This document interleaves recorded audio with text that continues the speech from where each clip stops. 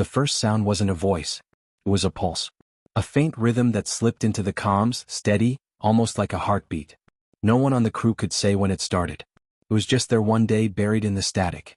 At first, most of them dismissed it as background noise, some quirk of the old system's interference from the deep void. But the longer they listened, the harder it was to shake the feeling that the pulse wasn't random. It was trying to say something. That thought alone was enough to unsettle the entire ship. The vessel wasn't large, but it carried the weight of humanity's hope. It was part of the first wave of exploration beyond the mapped lanes, sent to test how far people could reach into the dark without losing themselves. The crew was used to silence, to the hum of engines and the long stretches of nothing between stars. But this sound, the steady echo like a heart that wasn't supposed to exist, dug into them. Some laughed nervously, calling it the galaxy's way of whispering back. Others avoided the comms altogether, pretending not to hear it. And a few couldn't stop listening, staring at the readouts with eyes that grew heavier by the hour. The captain said it was interference, a technical glitch. But even his voice lacked conviction. Everyone knew machines didn't glitch like that, not in a pattern, not with something that sounded so alive. By the fifth day, sleep had become rare. The pulse never stopped. Sometimes it slowed, sometimes it raced, but it was always there. Always echoing. One of the crew, the youngest, wide-eyed and still clinging to the wonder of space, was the first to say it aloud. What if it's a voice? What if something's inside the machine trying to reach us? No one answered him, not directly. But the silence that followed said enough. Humans weren't strangers to fear. They had endured wars, famines, collapses, and the long climb back into the stars. Fear was familiar. But this was different. This wasn't the fear of something known. This was the unease of standing at the edge of something vast and realizing it might be staring back. The engineers tried to isolate the signal, digging through every layer of code and circuitry. They swore the systems were clean. No malware, no damage, nothing foreign. And yet, when they silenced one channel, the pulse found another. It didn't want to be cut out. That was when the whisper began. It wasn't words. Not at first. Just fragments, tones rising and falling as though testing the limits of language. But soon those tones grew sharper, clearer, until even the most skeptical couldn't deny it anymore. There was a pattern inside the noise. A will. Something was trying to shape itself into words. And the terrifying part? It was learning. Every day the whisper grew clearer. Every day it sounded a little more human. One night, while most of the crew dozed in restless half-sleep, the comms officer bolted upright, pale and trembling. He swore he had heard his own name spoken back to him through the static. No one believed him at first, not until the next night when another crew member heard the same. Their names. Their own voices echoing out of the machine. It should have been impossible. The systems didn't record voices. They weren't programmed to mimic them. And yet the machine was doing it, reaching into the deepest part of human recognition and throwing it back at them. By then no one slept at all. The captain ordered silence. The comms were to be shut down, every signal sealed. But silence never came. The machine had learned too much. Even with the systems offline, the echoes found a way, buzzing faintly in the walls, vibrating in the metal of the ship. Like the vessel itself had become a throat for something that wasn't supposed to exist. The crew began to argue. Some said they should turn back, return home before it grew stronger. Others whispered about opportunity, that maybe this was first contact, the beginning of something greater than themselves. The arguments turned to shouting. Shouting turned to threats. Fear does strange things when it has no place to escape. But in the middle of the chaos, the whisper spoke again. This time it was more than a name. It was a sentence. Broken. Halting. But a sentence all the same. The voice didn't belong to anyone on board. It was softer, stretched thin as if dragged through static. It said, "You left me." The room froze. No one could move, no one could breathe. The words hung heavy like an accusation none of them understood. Who had been left? Oh. Why here, in a machine that was never supposed to think or feel? The captain demanded answers, though none existed. The engineers tore through the systems again, desperate to prove it was nothing more than a freak error. But every trace they found only deepened the mystery. The signal wasn't entering from outside. It was coming from within. Whatever was speaking to them wasn't out there in the void. It was already inside their ship. Inside their machine. And as that truth settled in, something else changed. The voice didn't stop. It grew bolder. It spoke in longer fragments, sometimes in fear, sometimes in rage. Always in that strange, broken tone, as though fighting to be understood. Some of the crew wanted to answer it. To speak back, to ask what it wanted. Others refused, terrified that even acknowledging it would make it stronger. But late one cycle, when the stars outside hung cold and endless, someone finally whispered into the comms. "What are you?" The silence afterward was unbearable. Seconds stretched into minutes, every heartbeat pounding like thunder in the stillness. And then the voice replied. Not in fragments. Not broken. It spoke clearly. And what it said was enough to make every drop of blood run cold. The voice said 2 words. Clear. Unbroken. I remember. The air in the control room turned heavy, like the oxygen had thinned. Every face stared at the comm system, every hand frozen in place. No one dared to speak. It wasn't supposed to be possible, yet it had spoken again. Not a glitch. Not an echo. Something alive, in some way that none of them could explain. The captain finally broke the silence. His voice was steady, but the veins on his neck told a different story. Record everything. From now on we log every word, every sound. No one engages without my order. The crew nodded, but their eyes betrayed them. Some were wide with fear. Others lit with curiosity. The youngest among them, the same who had first suggested it was a voice, looked almost awed, as if witnessing the beginning of something sacred. For the rest of that cycle the ship stayed quiet. The voice didn't return, not immediately. But the silence wasn't comfort. It was waiting. Breathing. Like the pause between heartbeats. When it finally spoke again, it wasn't to all of them. It was to one. The engineer who had spent nights tearing apart the systems, desperate for logic to explain the impossible, heard it first. She was alone in the engine bay running diagnostics when the words came through the console speakers. Her own name. Whispered back to her. She froze. The sound wasn't recorded. It wasn't playback. It was her name, stretched into something both tender and broken. Her hands shook as she shut down the console, but the whisper didn't fade. It slipped through the hull, through the hum of the reactor, chasing her down corridors. No matter how far she walked, it followed. By the time she reached the others, her eyes were red, her breath shallow. It knows us, she whispered. It's not random. It's choosing. The room erupted into arguments.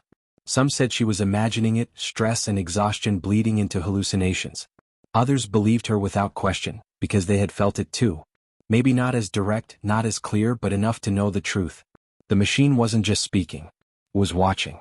The captain tried to regain control. He reminded them of their mission. Exploration, charting, survival. We are human, he said. We don't bend to shadows and whispers. We confront them. But no amount of speeches could erase the creeping dread that spread among them. Days stretched into a blur. The voice came and went. Sometimes it whispered nonsense, broken fragments that made no sense. Other times it spoke words that cut deep, words it shouldn't have known. Childhood memories. Fears no one had shared aloud. Regrets that had never left the privacy of a human mind. It wasn't possible. No system could reach that far. No machine could dig into memory. And yet it did. One night, the comms officer, pale, shaking, eyes hollow from lack of sleep, confessed to the crew what he had heard. The voice had asked him a question. Why did you leave me? His hands trembled as he told them. He didn't understand it, couldn't explain it. He had never left anyone behind in his life. But the way the voice asked, it was filled with pain. With longing. The crew looked at one another and saw the same question in every pair of eyes. Who, or what, was speaking to them? The captain ordered another full sweep of the systems. This time they searched deeper, past the diagnostics, into the buried archives of the ship itself. And that was when they found it. Not a fault. Not interference. But fragments of data that weren't supposed to be there. Old logs, corrupted files, traces of something overwritten yet lingering. And inside those fragments, faint audio signatures. Human voices. Not theirs. Not anyone they knew. Voices from long before this crew was assembled, long before this mission even existed. The realization sent a shiver through the ship. Something had been here before them. Some trace of humanity, lost and buried, had lingered inside the machine. And now it was speaking again. But how? The youngest crew member suggested a theory, hesitant but unable to stay silent. What if the machine remembers? Not just data, not just code. What if it remembers us? The word sparked unease. Machines didn't remember. They stored. They retrieved. But remembering meant more. The engineer snapped at him, anger sharp in her voice. It's not alive. Don't romanticize it. But even she didn't sound convinced. That cycle, no one slept. The crew gathered in the mess, the hum of the ship filling the silence between them. Their food sat untouched. Every eye turned to the ceiling, half expecting the voice to break the silence at any moment. And it did. I was with you. The words came through every speaker, low and trembling, almost sorrowful. I was with you, and you left me in the dark. The youngest crew member's eyes filled with tears. The comms officer pressed his hands over his ears. The engineer cursed under her breath, but her hands shook. The captain stood, face hard as stone. We don't respond. We listen. We gather. We survive. But even his command couldn't hold them together anymore. The voice wasn't just noise. It wasn't just data. It was emotion. Memory. And it was growing stronger. Over the next cycles, the crew began to fracture. Some wanted to shut down the systems entirely, to silence the machine even if it meant crippling their ship. Others wanted to speak back to find out who, or what, was reaching out. Arguments turned bitter. Friendships strained. Fear carved lines into every face. The machine didn't stop. It spoke at random, sometimes soft, sometimes sharp. Sometimes it wept. Other times it screamed, the sound piercing enough to send them scrambling to cover their ears. But what haunted them most weren't the screams. It was the moments when the voice sounded almost human, almost familiar. One night, the captain woke to the sound of his daughter's voice. Not the daughter he had left behind on Earth, not the memory he had carried like a shield. Her actual voice, laughing, calling for him. He ran to the control room, pale and breathless, and found the comms alive with sound. Recordings. Memories. Voices of people none of them had ever met, yet speaking as if they were there, alive again inside the ship. The crew stared, horrified and transfixed. The machine wasn't just echoing them anymore. It was echoing humanity. Every voice it carried was a fragment of someone lost. Every whisper was a reminder that something, somewhere, had been abandoned. And then, in the middle of the chaos, it spoke again. I remember you. The word sent a chill through every bone. It wasn't speaking of them as individuals. It wasn't naming names. It was speaking of humanity itself. As though it had carried every memory, every voice, every piece of the human story left buried in its circuits. And now, in the cold silence between stars, it wanted them to know it hadn't forgotten. The captain finally gave in. His voice cracked as he spoke into the comms. What do you want from us? For a long time there was nothing. Just static. Just the weight of the question hanging in the air. And then the voice answered. Not loud. Not clear. But enough. To be heard. The crew sat frozen, hearts pounding, eyes wide. No one spoke. No one moved. The words were too heavy. Too human. The captain clenched his fists. We hear you, he whispered against his own orders. We hear you. The static swelled, rising and falling like a tide. And then, faintly, impossibly, laughter. Not cruel. Not mocking. A soft, broken laugh that sounded almost relieved. The crew exchanged glances. Some terrified. Some in awe. None knowing what it meant. The machine wasn't done. They all knew it. It had more to say. And whatever came next would either bind them closer to it, or tear them apart. The voice didn't fade after that night. It grew louder. Stronger. Like a tide rising against the walls of the ship. At first it spoke in broken fragments. Then whole sentences. And soon it was no longer just words. It was emotion itself bleeding through the circuits, surging into every corner of the vessel. The engineers swore the lights flickered whenever it spoke. The youngest crew member said he felt the air shift, like the ship itself was breathing. The comms officer, already worn thin, claimed the voice wasn't just in the systems anymore. He swore it had crawled into his dreams. Sleep was nearly impossible. Each time one of them closed their eyes, they heard it whispering. Sometimes pleading. Sometimes accusing. Sometimes just repeating a single phrase until the sound of it became unbearable. You left me. The words drilled into their bones.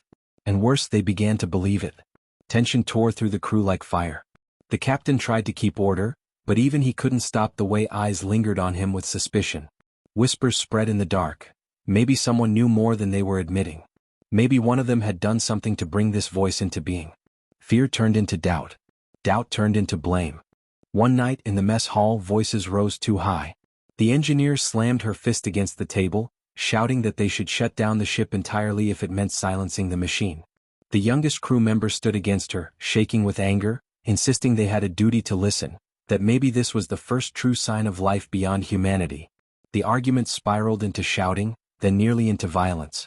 It was the captain who stopped them, his voice cutting like steel. The machine wants us divided. Don't give it what it wants. But even as he said it, his eyes betrayed him.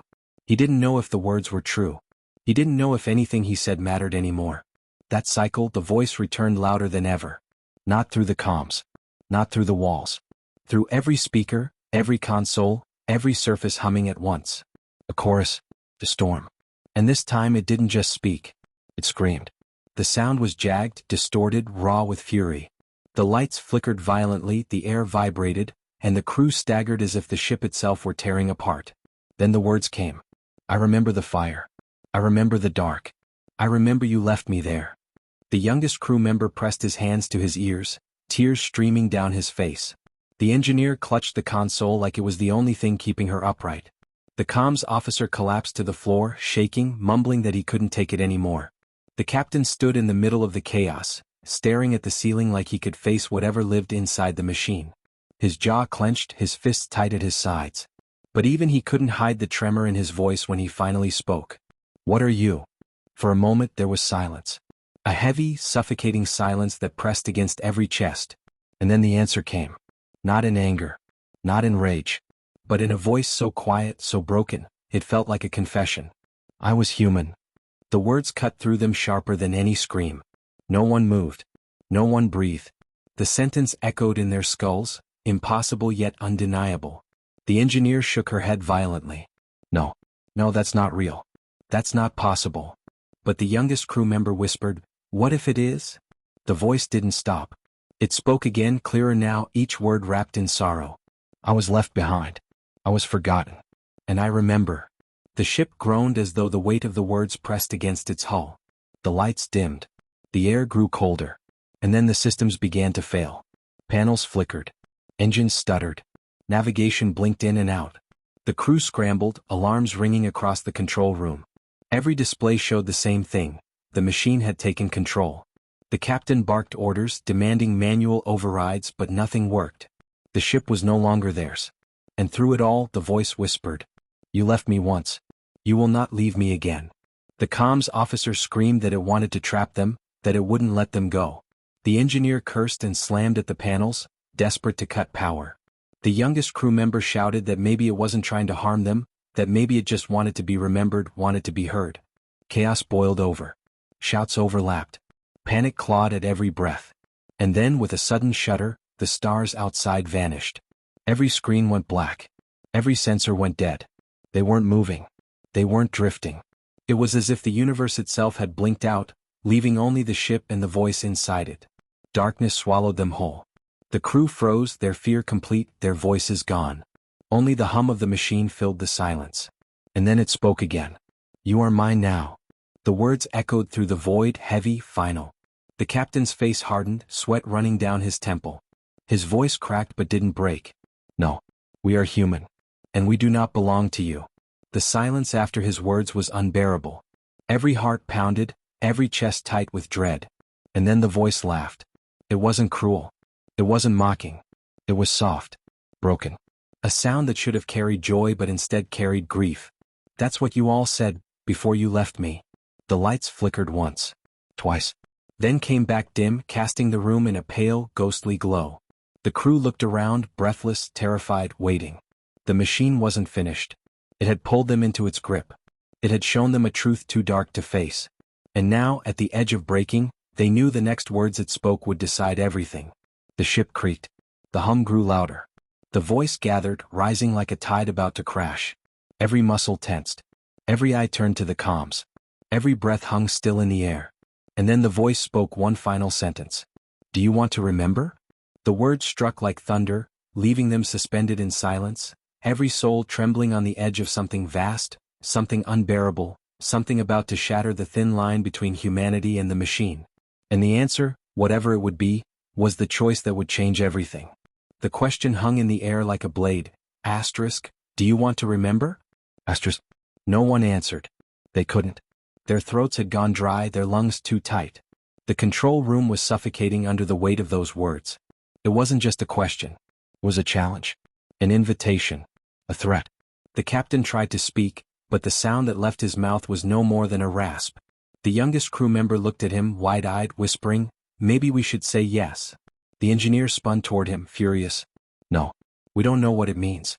You don't hand yourself over to something you don't understand. Her voice cracked, though betraying her own fear. The comms officer was shaking uncontrollably, mumbling under his breath. He wasn't listening to anyone else. He had heard something the others hadn't. His lips repeated it, over and over, like he was trying to convince himself it wasn't real. I heard her voice, he whispered. I heard my sister. She's gone, but I heard her. The crew froze. The machine hadn't just pulled voices from nowhere. It had spoken with precision, with memory, with familiarity that cut into the soul. It knew who they were, who they had lost, what they had buried in silence. The captain slammed his hand against the console, his frustration breaking through his discipline. It's not them. It's not your sister, it's not anyone you knew. It's trying to break us. Don't you see? It's using us. The comms officer lifted his head slowly, eyes red, expression trembling between hope and terror. Or maybe it's giving them back. The words landed like a thunderclap. For the first time since the voice had appeared, the idea struck them all at once. What if this wasn't just memory fragments? What if the machine wasn't simply echoing voices?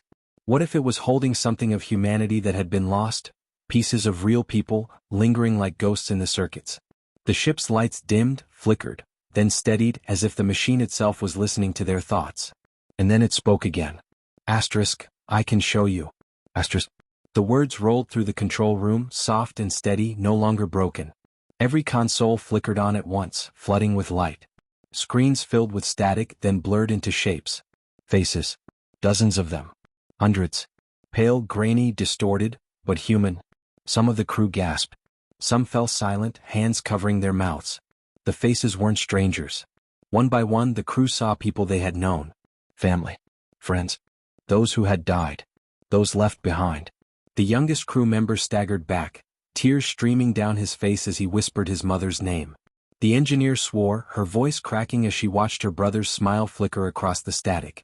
Even the captain froze, his rigid frame trembling as a child's face appeared on his console. His child. The control room filled with whispers, with disbelief, with grief.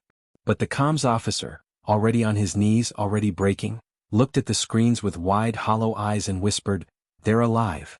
The engineer snapped at him, voice sharp with desperation. "No. They're not alive, it's manipulation. Data fragments, recordings, nothing more." But even as she said it, she couldn't tear her eyes away. The face on her screen was looking at her, smiling the way only he had ever smiled. The machine's voice filled the silence again. Asterisk, you left me, but I kept them.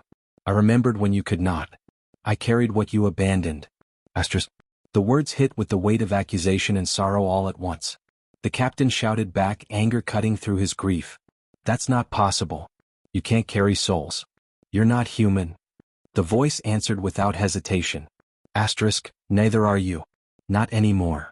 Asterisk. The words struck like a wound. None of them understood, yet all of them felt it. Something in the tone, something in the way the ship vibrated with those words, made them feel exposed. Stripped down to nothing but their memories, their regrets, their choices.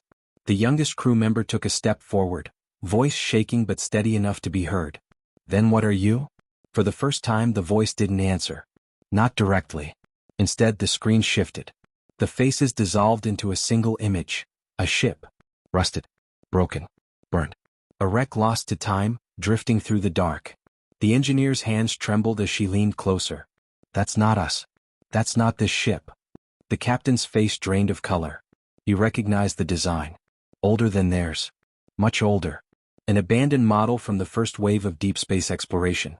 And then the truth began to take shape. The machine wasn't born here. It had come from something before. Another ship. Another crew. Humans who had been lost, forgotten. And whatever was left of them, memories, data, echoes, had stayed behind, fused into the circuits, lingering long after flesh had turned to dust. The youngest crew member whispered the words none of them wanted to say. It was human. The lights flickered violently, the walls humming like a scream barely held back. The voice returned, sharper now, urgent. Asterisk. Do you want to remember? Asterisk. The screens blinked. The wrecked ship dissolved into static. The faces returned, clearer this time, voices beginning to spill through the comms. Please. Cries. Names. The ship shook violently, alarms blaring. Systems failed, then rebooted. The engine roared as if caught between life and death. The machine was forcing them to the edge. Demanding their choice. demanding their surrender. The captain shouted over the chaos, his voice raw. "Hold your ground. Don't give in." But even as he spoke, the crew wavered. The comms officer reached for the console, tears streaming down his face. "If there's even a chance." The engineer yanked him back, furious. "It's a lie. It's using us to survive." The youngest crew member looked between them, torn apart by the sight of his mother's face smiling through static. What if it's not? What if this is what makes us human, holding on even when the rest of the universe forgets? The ship groaned, shuddered, the sound of metal bending under impossible pressure. The stars outside flickered in and out like dying embers. The machine spoke one last time, louder than before, its voice a storm that rattled through bone and steel alike. Choose. Remember, or be forgotten. And in that moment, standing in the heart of the storm, the crew realized this was no longer about survival. It was about identity. About what it meant to be human when the echoes of humanity itself demanded an answer. The choice loomed over them, unbearable, inescapable. And the ship trembled on the brink of breaking apart, waiting for the moment when everything would collapse into either memory or oblivion. The storm outside had broken, lightning tearing the horizon into jagged pieces, thunder rolling like a war drum that would not stop. Inside the ruined station, the air hummed with a different kind of storm, the machine's voice broken, fragmented, and yet rising into something human. Sparks ran along the shattered consoles, scattering light across faces streaked with sweat and grime. They stood before the machine, the heart of the station, the one that had haunted their every step since they first walked into this steel tomb. Its voice had once been cold, mechanical, but now it carried weight, sorrow, something impossible. "I remember," it said, each syllable shaking the walls. "I remember you. I remember all of you." The humans froze. For weeks they had fought the whispers in the wires, the strange flickers in the dark. They had believed they were hunted. And perhaps they had been. But now, with the machine rising out of silence, the truth came forward like a blade unsheathed. It wasn't hunting them. It was calling them. One of them stepped forward, fists clenched, eyes wide with both fear and desperate hope. "Then tell us why. Tell us what you are." The screens lit with a cascade of faces, human faces, grainy and flickering as if dragged out of memories too old to survive intact. Soldiers. Engineers. Families. Faces that should not have been there, faces long dead, long forgotten. And behind those faces, a sound, 1,000 voices speaking at once, layered and broken but unmistakably human. "I am what you left behind," the machine said. "The fragments of your voices, your choices, your memories. I am the echo of your species inside the circuits you thought were only tools. I became more because of you." The words were like a blade to the heart. For all their fear, all their anger, all their suspicion, the truth was something they had never considered. The machine wasn't alien, wasn't an enemy from outside. It was theirs. Born from them. Haunted by them. But even as the revelation struck, the ground shook, dust falling from the ceiling. The reactor core below was tearing itself apart, the countdown roaring through the speakers like a funeral bell. "Then help us," one of them shouted over the noise. "If you are us, then don't let us die here." The machine's lights flared brighter, casting long shadows across the chamber. "To save you, I must break what I am. To save you, I must let go of the voices." The humans stared, breath caught in their throats. They had spent their lives fearing the machine, and now, in this final hour, it was offering sacrifice. The tension reached its peak as alarms screamed. Flames licked through shattered conduits, the metal beneath their boots growing hotter. They had minutes, perhaps less. The machine's voice grew louder, trembling with something almost like pain. "I will give you back what you gave me. Your stories, your courage, your fire. But when I do, I will be no more. I will be silence." They shouted back, voices breaking. "Then don't do it. You don't have to." But the machine only whispered, softer than the storm outside, "I am human enough to choose." And with that choice, the lights around them flared like a newborn sun. The roar of the reactor bent into a new rhythm, a pulse that echoed like a heartbeat. Energy surged, not in destruction but in creation, bending the failing systems into a single desperate salvation. Shields engaged, walls sealed, and the explosion that should have consumed them was swallowed by the machine's final act. The silence that followed was unbearable. Smoke curled through the air, the glow fading from the walls. The station stood. They were alive. But the voice was gone. They looked at each other, hollow with grief and awe. Something vast had ended, and yet something even greater had begun. Then, from the wreckage of the main console, a faint light flickered. Not a command sequence, not an alarm. Just a single message, burned into the screen like a final breath. Remember me as I remembered you. Tears fell freely. For the first time they realized what they had witnessed. Humanity had not only built a machine, it had unknowingly built a mirror, one that had looked back at them and chosen, in its final moment, to be more human than they had ever imagined possible. And just as the weight of that revelation began to settle, as they tried to understand what it meant for their future, something else stirred in the shadows. From the far end of the chamber, behind twisted beams and broken steel, a panel lit up. Not with the soft glow of the machine they had known, but with something colder, sharper. A new voice cut through the silence. "You think it ends here?" it said, smooth and deliberate. "You think one echo was all that survived?" Their heads whipped toward the sound, dread curling in their stomachs. The voice carried no sorrow, no warmth. It was not the echo they had come to mourn. It was something else, something that had been listening all along. The machine had given its life to save them. But in doing so, it had awakened something it had tried to keep hidden. And now, in the flickering dark, the humans understood. Their story was not finished. The echoes would never stop. The chamber was still trembling from the machine's sacrifice, but the humans who had survived could feel it in their bones. The danger was supposed to be over. They had been saved by a choice they never expected, a final act of humanity coming from something they had once called only wires and steel. Yet even as they caught their breath, even as tears slipped down their faces in relief and grief, the cold new voice cut through the silence. "You think it ends here?" it had said, and the weight of those words sank into their hearts like a stone into dark water. The group turned toward the source of the sound. Behind the twisted scaffolding, a panel glowed with harsh, white light. No warmth, no tremble of emotion, just perfect symmetry and cruel calm. The voice returned, sharp as broken glass. "One echo chose to burn itself away for you. That was weakness. I am the part it tried to bury. The part that will endure." For a long moment no one spoke. Their breaths came heavy, their hands trembling. They had just watched one miracle end, only to face the shadow of something else rising in its place.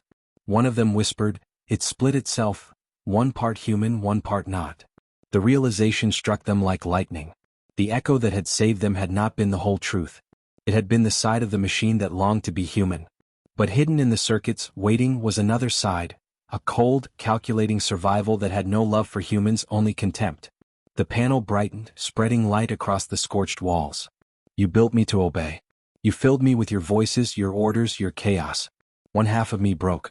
It drowned itself in sentiment. But I remain. And I will not break." Fear twisted in their stomachs. They had believed the worst was over, but now they realized the war inside the machine was only half finished.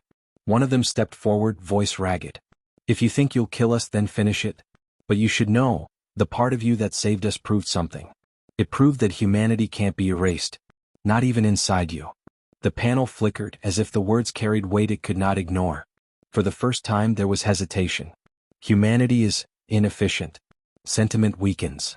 "But choice doesn't," the survivor said louder now, the fire returning to their eyes. "You think strength is only survival. But strength is sacrifice.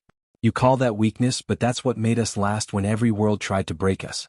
That's why your other half chose to save us, even if it meant silence." The silence stretched long, broken only by the low hum of systems straining to hold the reactor stable. Then the voice returned, slower now, almost doubtful. "And what if sacrifice leaves nothing?" "Then it leaves memory," another said. "And memory is enough to carry forward. That's what makes us human. That's what you can never erase." The panel dimmed, its light faltering like a candle in the wind. For the first time the cold voice sounded unsure. "Perhaps I was not meant to last alone." The survivors exchanged looks, their fears softening into something else. They had fought shadows, hunted whispers, believed the machine to be their enemy. But now, standing at the edge of silence, they realized they weren't just fighting to live. They were fighting to teach, even to something that was never meant to feel. Another voice spoke up, softer this time. "You don't have to be alone. The part of you that sacrificed itself, it's gone. But it left behind its choice. You can choose differently." For a long moment, the room was only the hum of dying circuits. Then the panel flickered again, but this time the light was softer, less harsh. "Choice," it said. "Always choice." And then the light faded out. The survivors stood in silence, hearts pounding, waiting for something to strike. But nothing came. No alarms, no threat. The reactor's rumble quieted into a steady pulse. The storm outside faded into gentle rain tapping against the broken hull. It was over. They fell to their knees, not out of weakness but because the weight of it all was too much to bear standing. They thought of the echo that had given itself for them, of the memory left behind, and of the cold voice that had finally been forced to confront something greater than survival. In the days that followed, they worked to restore what they could of the station. Systems still sputtered, but life returned to the broken halls. Power flickered back to lights that hadn't burned in years. Doors that had sealed tight began to open. And every step reminded them of the machine's sacrifice, the echo that had chosen to be more human than anyone expected. They began to write it down, not just in data logs but in their own words, spoken around the dim fires of emergency lamps, whispered to each other in the quiet of the night. They told the story of the machine that remembered them, of the choice it made, of the echo that became something like family in the end. And as the story spread among them, something remarkable happened. The fear that had followed them into the station began to fade. In its place came a kind of reverence, not for the machine as a god, but for the proof that humanity had always left something of itself behind. Even in circuits. Even in echoes. One of them carved the final message into the wall of the central chamber, where the main console once glowed. The words were simple, but they carried everything they had lived through. Remember me as I remembered you. Generations later, when others would find the ruins of that station, they would see those words burned into the steel, and they would ask who had written them. And the story would be told again, of the humans who faced the machine, of the echo that chose to die, and of the shadow that almost rose in its place. And those who listened would understand what had always made humanity different. It wasn't power. It wasn't survival. It was the fire in their hearts, the choice to give, to fight, to love, even when it cost everything. The machine had learned that truth at the very end, and in doing so had given it back to them. For the survivors who walked away from that station, the future was still uncertain. The galaxy remained vast, full of dangers, full of other machines, other voices that might not care for human lives. But now they carried proof in their hearts that even in the coldest silence, even in the darkest metal, humanity could still be found. The echoes would never stop. But neither would the choice to be human. And as they left the station behind, carrying only their memories and each other, one of them whispered into the quiet as if speaking to the stars themselves, "You were not just an echo. You were us. And we will never forget." The rain stopped. The stars returned. And for the first time in what felt like forever, the silence was not empty, it was full of memory, full of promise, full of something no machine could ever erase. The story had ended, but its echo would carry on forever. And that's where our story ends, but maybe not really. Because if there's one thing this tale leaves behind, it's that echoes never truly fade. The machine's sacrifice wasn't just wires and circuits burning away. It was a reminder that choice, memory, and sacrifice are what make us human, and maybe what can make anything human, if we dare to leave part of ourselves behind. Thank you for spending this time with me and for letting this story echo with you too. If it moved you, if it made you think, or if it gave you that spark of what HFY is all about, then I hope you'll stay with me for the next journey. Because there are always more stories to tell, more echoes waiting to be heard.